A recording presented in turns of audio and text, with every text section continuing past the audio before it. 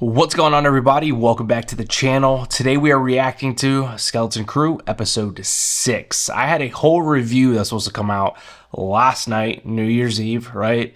And as I go into editing, come to find out there's no audio source. So not really sure what went on there. So we are redoing this thing, but we're going to redo it a little bit differently and see how it goes. So I wrote a couple notes down and I want to run through those things with you. I would say overall, I thought the episode was really good. Besides it being really short, I think it was around 28 minutes long. You know, when you don't include the credits, that's a very short episode. So that kind of sucks, right? I mean, when we've already gotten episodes almost double in length, you know, in the higher 40s range, right? So that kind of sucks. I wish Disney would stop doing those things.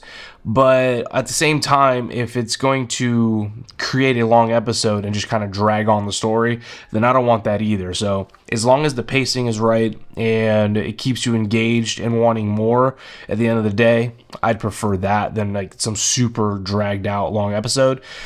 But if I can get a long episode that's super engaging, you know, and that's meaningful, I'd obviously prefer that. So that being said, that's really the only critique that I had.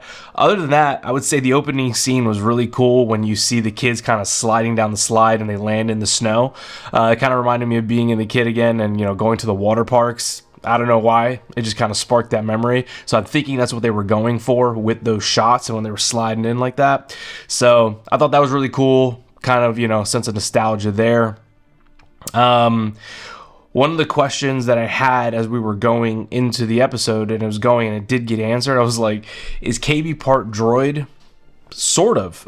Come to find out, KB does have the medical condition where they had to replace that part in the back of her head because it was corroding, I'm sure due to, you know, the weather or whatever like that. So you get to see Wim, you know, open the back of her up, remove that part, kind of solder some droid materials together, make a mold, and then put the new piece back in, and she started working. So I thought that was really cool. We got to see a little glimpse of that. So far we've seen every character almost have their own episode. Like Wim's had its own episode, Neil's had his own episode, now KB.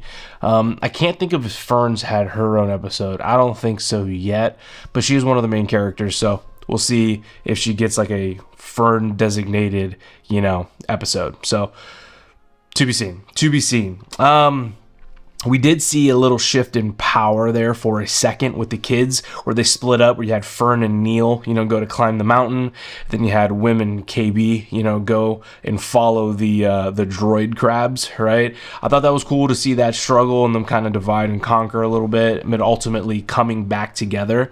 That's one of the things that I really enjoyed about Skeleton Crew is that you get the conflicts or you get the mystery or whatever it is, but soon after you do get the resolution or the answer, and you're not left like multiple episodes without some sort of resolution or answer, you know, but it continues propelling the story forward.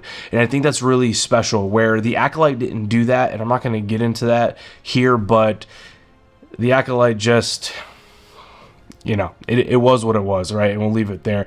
But this show is the complete opposite, and I've really been enjoying that because it's keeping me going, you know? And so I think the pacing has been good, the speed of it, the humor has been nice, so really been enjoying that.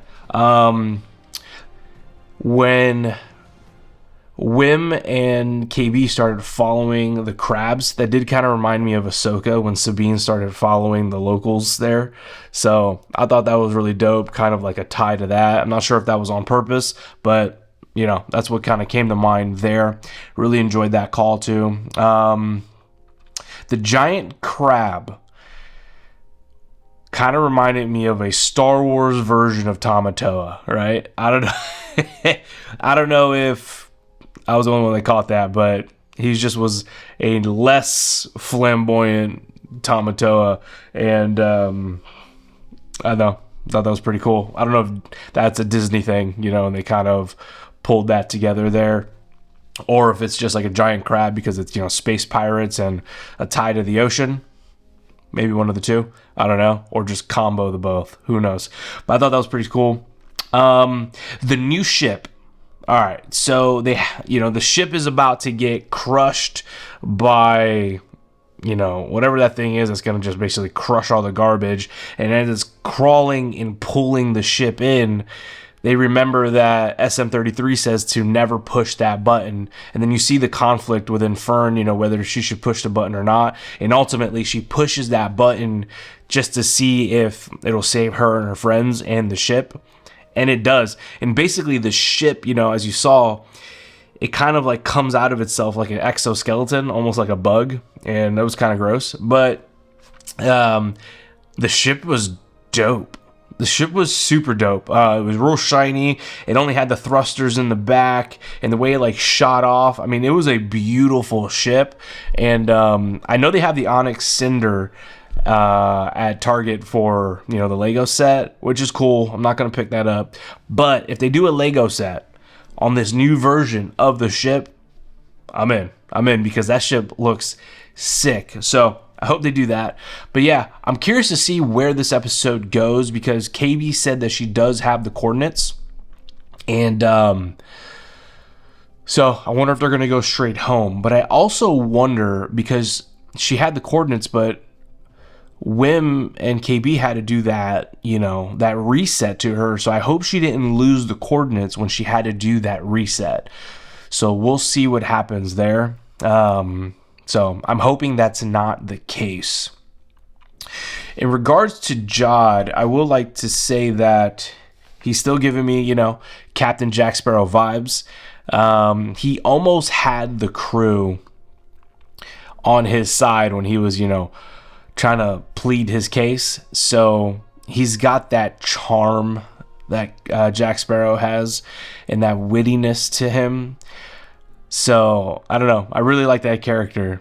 He does suck for turning on the kids, so we'll see how that kind of shakes out, but I like him as a villain or anti-villain. I don't exactly know where he stands right now, but the character is really intriguing. I said I only had one critique earlier. I said that the length of the episode was a critique. But actually, where's the lightsaber? I was really excited to see where the lightsaber, kind of like, were they going to open up with the lightsaber, how they ended it in episode 5. Because he force grabs it, or who knows if he's doing pulleys or magnets or whatever. But he force grabs it and ignites it, and the episode shuts down. So I was really hoping to be able to see that. So I want to know what happened to that lightsaber. Does he still have it on him? So is he on the ship with those pirates with the lightsaber, and is he gonna use that against them, or kind of how is that gonna look? I was really looking forward to that as a lightsaber guy. So I don't know where that's gonna go, but yeah, overall, guys, episode was great. Really, really enjoyed it. I'm really enjoying this series as a whole. The space adventure, pirates, everything like that, 80s, way up my alley. So absolutely, absolutely enjoying this. But that's it for me, guys. If you had any questions, please let me know down in the comments, and I'll be sure to get back to you. Please smash that like button and subscribe for more content just like this. I do lightsaber reviews, helmet reviews, Legos, you name it, that's like Star Wars, and you could purchase it. I probably got a video on it, so go check those out. But yeah, guys, smash that like button, subscribe, and as always, may the Force be with you. Peace.